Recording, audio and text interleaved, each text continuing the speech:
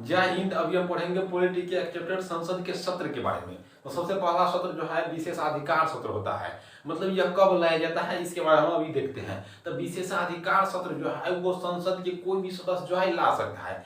क्यों ला सकता है? जब देखिए मतलब उस मंत्री किसी भी सदस्य से रिलेटेड मंत्री, जैसे रेलवे विभाग का मंत्री हो गया, शिक्षा विभाग का मंत्री हो गया, संसद का कोई भी सदस्य, सदन का कोई भी सदस्य जो है उससे पूछेगा, वह मंत्री जो है उसे अधूरी जानकारी देगा या उससे रिलेटेड मतलब झूठ बोल देगा, तो तब जो है वो सदन में कोई भी सदस्य जो है इसे ला सकता है। तो विशेषाधिकार प्रस्ताव कब लाया जाता है? जब मंत्री जो है उसे झूठी जानकारी देता है या अधूरी जानकारी देता है, तो वो जो है पूरी जानकारी जानने के लिए ये जो है विशेषाधिकार प्रस्ताव लाता है। दूसरा प्रस्ताव है ध्यान आकर्षण प्रस्ताव। तो इससे नाम से ही पता चल जाता है क्या कि ध्यान आकर्षण, तो मतलब किसी कोई भी व्यक्ति को जहां पर उसका ध्यान नहीं गया है उसे ध्यान आकर्षण किया जाता है। तब देखिए मान लीजिए रेलवे विभाग है, तो रेलवे विभाग का एक मंत्री है, शिक्षा विभाग का एक मंत्री है, तो उसे जो है पूरा क्षेत्र में तो पता नहीं रहेगा कि कहाँ पर जो है रेलवे डिपार्टमेंट जो है अभी विकसित हुआ है, कहाँ पर जो है पूरा विकसित नहीं हुआ है, कहाँ पर जो है कुछ रेलवे डिपार्टमेंट मतलब बहुत क्षेत्र एरिया यहाँ पर ऐसे भी है जहाँ पर अभी तक रेलवे पहुंच नहीं पाया है। तो वहां पर जो है उस क्षेत्र का मंत्री, उस क्षेत्र का सांसद जो रहता है, मंत्री रहता है, वह जो है सदन में जाकर जो है ध्यान आकर्षण प्रस्ताव ला सकता है लोकसभा के अध्यक्ष के अग्रिम अनुमति से।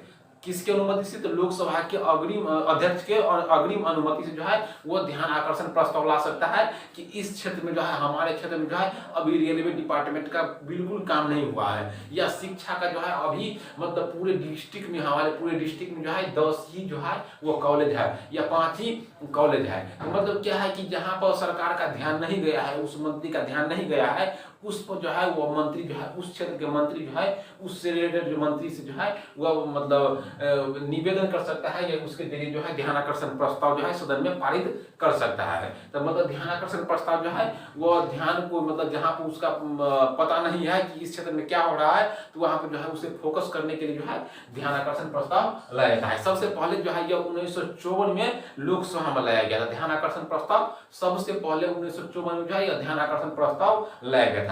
लेकिन यहाँ पर क्या है कि ध्यान आकर्षण प्रस्ताव जो है सबसे अधिक भारत में जरूरी है, लेकिन यह भारत का देन भी है।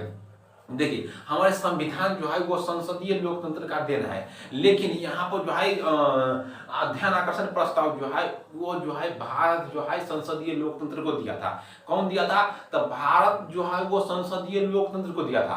हमारा संविधान है संसदीय लोकतंत्र का, लेकिन संसदीय लोकतंत्र को कौन ध्यान आकर्षण प्रस्ताव जो है वो भारत दिया था। देखिए यहाँ पर जो है ध्यान आकर्षण प्रस्ताव जो है वो भारत ही दिया था हमारे संसदीय लोकतंत्र को। यह जो है वो दोनों सदन में ला सकता है, दोनों सदन में, लोकसभा और राज्यसभा दोनों सदन में जो है ध्यान आकर्षण प्रस्ताव को जो है हम ला सकते हैं। यहाँ पर है साधारण बहुमत से। तो ये हो गया विशेषाधिकार प्रस्ताव और दूसरा है ध्यान आकर्षण प्रस्ताव। उसके बाद जो है वो धन्यवाद प्रस्ताव है। धन्यवाद प्रस्ताव कब लाया जाता है? देखिए उससे पहले जो है स्थगन प्रस्ताव को हम देख लेते हैं।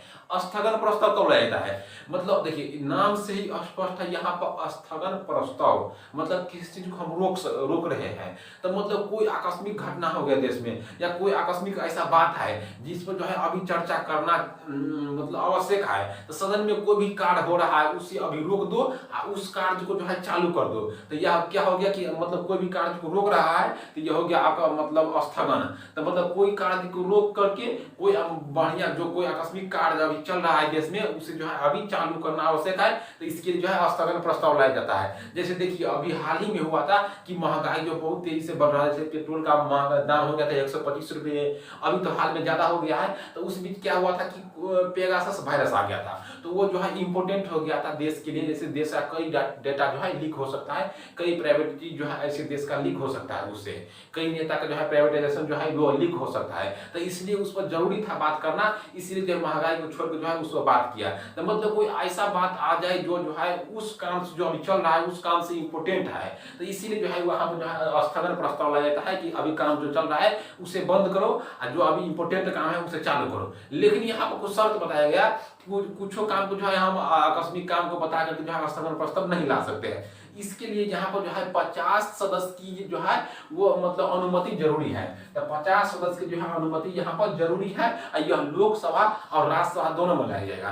तो आप लोग को हम कितना याद करेंगे, लोकसभा में लाया जाएगा, ये राज्यसभा में लाया जाएगा, कोई एक प्रस्ताव नहीं, हम 4-5 प्रस्ताव और हम पढ़ेंगे, तो इतना हमें कंफ्यूज होता है। देखिए, तो कोई भी स्थगन प्रस्ताव मतलब कोई भी काम जो होगा तो वो तो लोकसभा में भी होता है, कोई भी काम जैसे कोई विधेयक पारित होता है तो वो लोकसभा में पारित होता है, फिर राज्यसभा में पारित होता है। तो मतलब दोनों का यहाँ पर मर्ज है ना, तो इसीलिए यहाँ पर जो है लोकसभा और राज्यसभा दोनों में लाया जाता है स्थगन प्रस्ताव, क्योंकि अगर हमारे काम से रिलेटेड है, काम तो होता है लोकसभा राज्यसभा दोनों में, तो इसीलिए जो है लोकसभा और राज्यसभा दोनों में लाया जा सकता है। इस पर क्या होगा कि इस पर जो है एक बार में जो है एक से अधिक मुद्दा पर बात नहीं होगा। जैसे अभी पेगासस वायरस पर बात हो रहा है तो उसी समय जो है कोरोना का बात नहीं होगा। हाँ, आकस्मिक मतलब है जरूरी तो पेगासस को छोड़ो, अभी कोरोना का बात करो, लेकिन एक ही बात में जो है हम 2 चीज पर 4 चीज पर बात नहीं कर सकते हैं। ये कह रहा है कि एक से अधिक मुद्दे पर जो है चर्चा नहीं हो सकता है। जब स्थगन प्रस्ताव आ जाएगा तो उस पर जो है कम से कम 2.5 घंटा बात होना जरूरी है। तो इसी जो है यहाँ पर 2.5 घंटा जो है बात होना जरूरी है।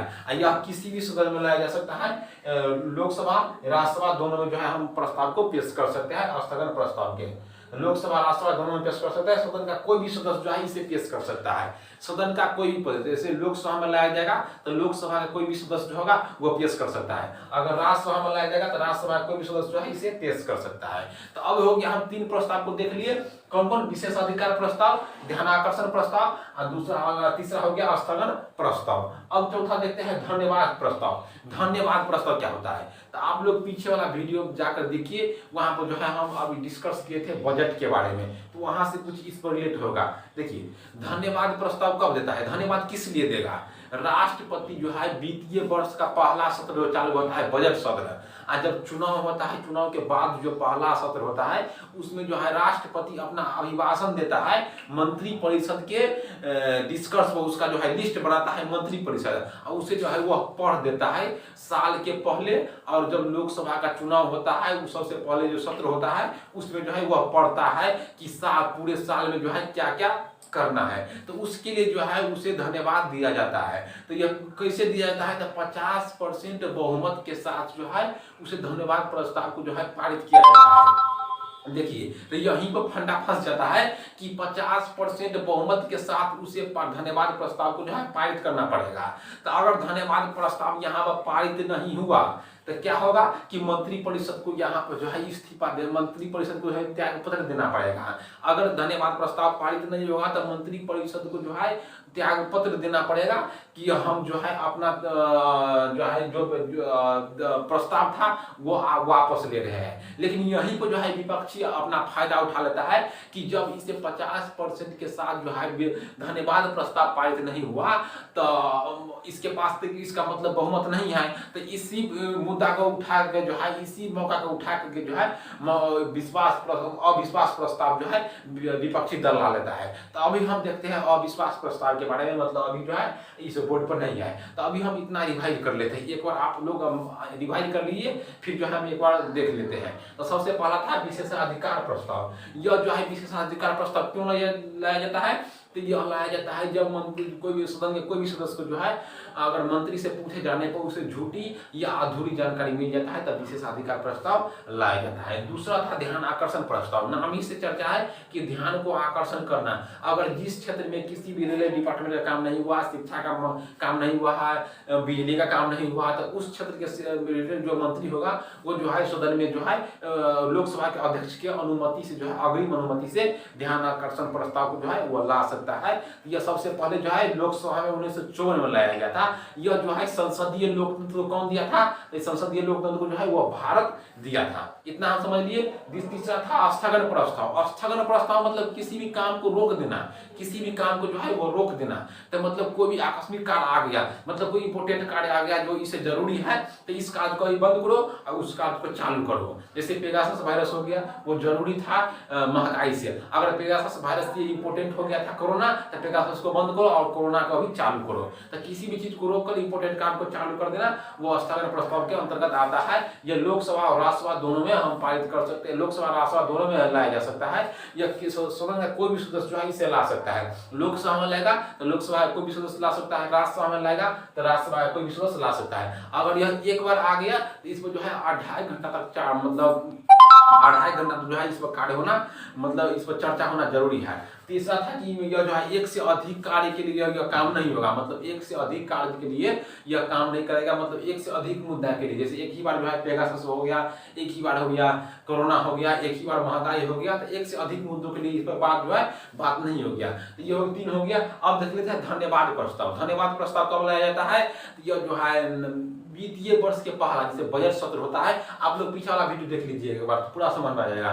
जब भी बजट सत्र होता है तो उसमें जो है संयुक्त बैठक बुला के जो है प्रस्ताव राष्ट्रपति अपना अभिभाषण देता है कि पूरे साल में क्या करना है। उसी तरह जो है जब लोकसभा का चुनाव होता है तो उसके बाद जो है जस्ट बाद जो है पहला सत्र होता है, तो उसमें भी राष्ट्रपति जो है वो अभिभाषण देता है कि हमें पूरे साल में क्या क्या करना है। तो उसके लिए जो है धन्यवाद में जो है उसे धन्यवाद प्रस्ताव के तहत जो है मतलब धन्यवाद प्रस्ताव धन्यवाद दिया जाता है। तो धन्यवाद प्रस्ताव कब होता है पारित? उसे 50% बहुमत के साथ पारित होता है। तो यहीं पर उसे 50% बहुमत के साथ अगर पारित नहीं हुआ तो इसका विपक्षी दल जो है इसका फायदा उठा लेता है कि जब इसका धन्यवाद प्रस्ताव पारित नहीं हुआ तो इसके मतलब इसके पास जो है बहुमत नहीं है, तो इसका जो है फायदा उठा लेता है। तो अभी हम देखेंगे धन्यवाद प्रस्ताव का तो मतलब अविश्वास प्रस्ताव जो है कितने मंत्री पर अभी तक लगा है, सबसे अधिक बार कितने पर लगा है, उन सारे के बारे में अभी देखते हैं क्योंकि बोर्ड पर नहीं है। तो चलिए आगे देखते हैं अभी।